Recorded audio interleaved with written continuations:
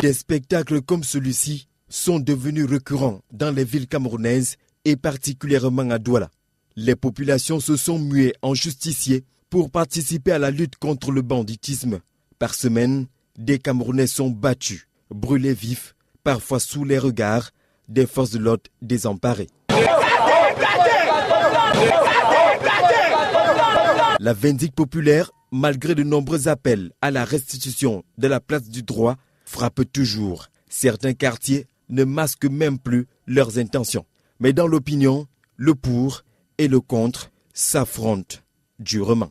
Je suis pour la verdict populaire parce que les gens ne peuvent pas souffrir des années et quelqu'un vient prendre une minute pour le mettre à zéro. C'est juste parce que c'est le pays qui va mal en fait. Et donc pour moi, je suis contre et ça doit s'arrêter dans notre pays, le Cameroun. Quand la justice populaire prenne, il tue, ça prouve dont les autres ont peur.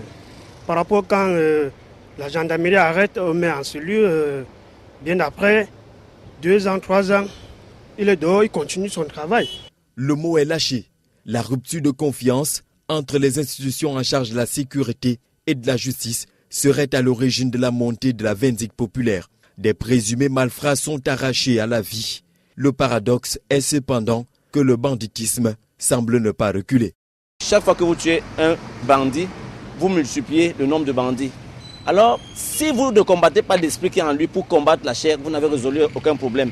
Dès que cet esprit sort là, il se multiplie par 7 et vous aurez 7 fois plus de braqueurs, vous aurez 7 fois plus de tueurs.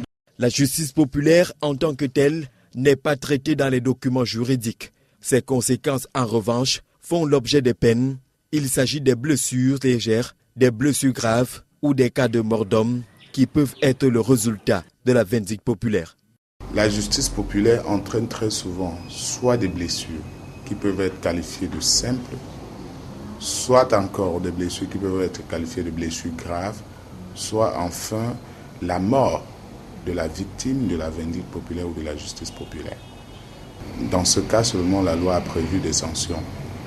Les unes sont correctionnelles lorsqu'il s'agit de blessures simples et de blessures graves parce qu'il s'agit de coups avec blessures graves, et les autres sont des sanctions criminelles lorsqu'il s'agit de la mort. La loi condamne certes les auteurs de ces actes, mais la difficulté réside au niveau de l'imputabilité. Pour juger ou condamner, il faut pouvoir identifier les auteurs. Difficile quand on sait que les actes de justice populaire sont généralement le résultat d'une colère populaire. L'identification est d'autant plus compliquée dès lors que les populations sont devenues complices et n'osent pas dénoncer par crainte de représailles. Mais dans le fond, il apparaît que lutter contre la justice populaire passe forcément par le redressement des comportements des forces de maintien de l'ordre et un travail sérieux de la justice.